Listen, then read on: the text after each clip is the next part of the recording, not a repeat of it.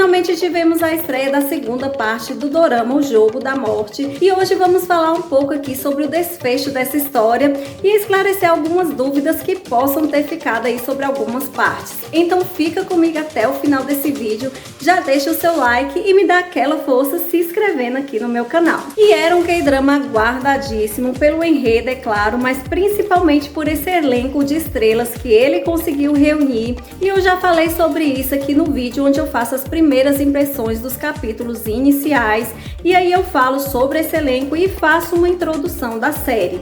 E hoje nós vamos falar mais dessa parte final, porque foi um dorama que passou aí sua mensagem, mas que tem uma certa complexidade e muita gente ficou com dúvida em algumas partes, e vamos tentar esclarecer então esses pontos. O Choi-ji, que é o nosso personagem central da história, achou que a vida dele não estava legal, que nada dava certo para ele, e como só estava vendo o lado ruim da vida, ele toma uma atitude egoísta e resolve cometer suicídio. A morte personificada vai então dar uma lição nele, fazendo um jogo onde ele terá que morrer mais 12 vezes, e a cada morte a alma dele entraria no corpo de outra pessoa. E esse jogo foi mais do que uma punição, porque na verdade a morte deu a ele a oportunidade de ver a vida com outros olhos e aprender a valorizar o que tem e as pessoas que lhe amam, e que é super normal passar por altos e baixos e ter dias bons e ruins. E nessa trajetória de vida após vida, ele percebe que tem sempre uma pessoa que está ligada a todas as mortes, que é o Park Tae-woo, um CEO poderoso de um grupo empresarial, e por isso tem muita influência e consegue encobrir os seus atos. E quando Choi-ji está em sua 7ª vida, ele reencontra sua namorada, mas das mortes que ele enfrentou, essa se tornaria a mais dolorosa, pois enquanto os dois estavam parados conversando, o Park Tae-woo os atropelou de propósito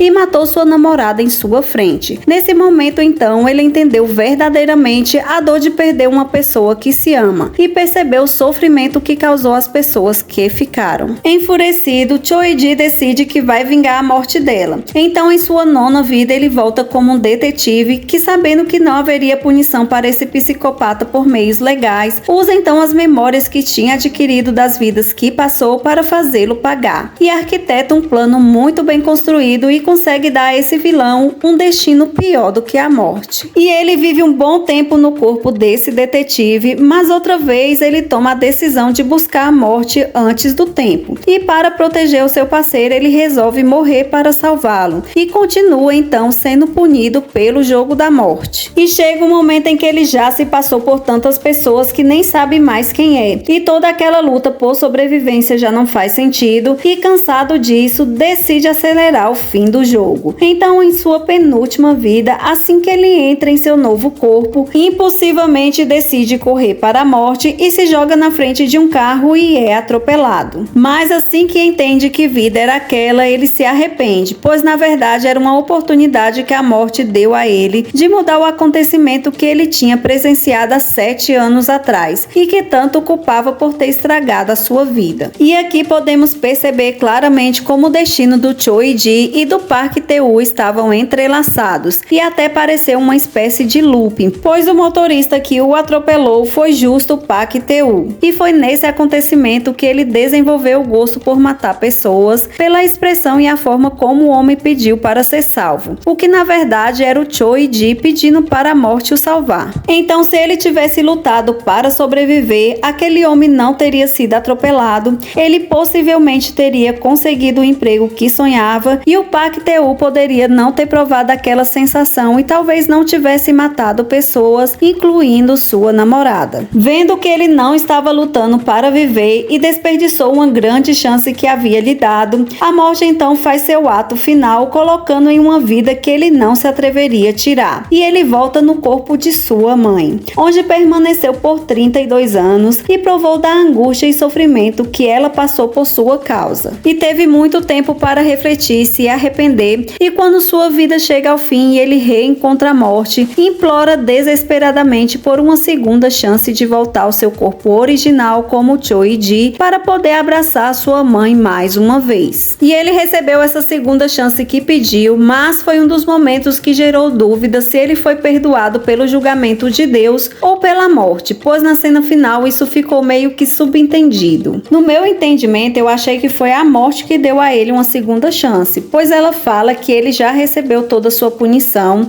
e o que lhe resta agora é o julgamento de Deus. Mas antes disso, ela lhe daria mais uma última bala. E aí ela coloca ali na arma, né, e gira como se fosse fazer uma roleta russa para ser decidido na sorte. Só que podemos notar que essa bala tinha uma cor diferente das outras, o que eu acho que pode significar ali o perdão concedido, né, pelo seu arrependimento, porque eu acredito que desde o início a intenção da morte era puni-lo para vê-lo se arrepender e então lhe dar uma segunda chance. Mas eu vi que muitos entenderam que foi pelo julgamento de Deus, então já me conta aí nos comentários o que você achou dessa parte, né, o que você entendeu. Um outro ponto que eu vi que houve dúvida foi que não mostrou a pessoa que ele havia matado quando se jogou do prédio. Só que na verdade, se prestarmos atenção, ninguém morreu ali com ele, né? Aquela cena mostrada lá na primeira parte foi um spoiler de quando ele e a namorada morreram, né? Que é a mesma cena. Uma outra questão que gerou dúvida é que se ele voltou para antes de morrer, o que aconteceu com todas aquelas pessoas as quais ele viveu em seus corpos? Eu acredito que naquele momento que ele voltou, elas ainda estavam vivas, exceto do incidente, né, de 7 anos atrás que foi atropelado. Porém, a maioria deles eu acho que realmente estavam destinados a morrer. E isso não mudaria, pois podemos perceber que a morte não deixaria algo acontecer se não estivesse destinado. E sendo assim, acredito que o Park Tae-woo também está destinado a ter o castigo que merece, mesmo que não seja por ação do Cho e Ji. Senti que muitos também queriam que a série tivesse ido um pouco além e tivesse mostrado que ele conseguiu todas aquelas coisas simples e comuns que tanto desejava. Mas, por mais que isso tenha ficado subentendido, sabemos que naquele momento em que ele tomou aquela triste decisão, ele havia recebido a notícia que conseguiu o emprego que tanto queria e agora que ele sabe sobre os sentimentos de sua namorada, ele irá reatar com ela e casar e ter família provavelmente vem em sequência. E apesar da história fantasiosa, achei a mensagem da série super necessária, principalmente lá na Coreia, que tem altas taxas de suicídio, trouxe uma lição realmente muito importante referente à valorização da vida, além de abordar vários temas relevantes. Um drama muito forte e impactante e foi incrível do início ao fim. E o receio de muitos era que a série poderia ter esse elenco e trazer um enredo fraco,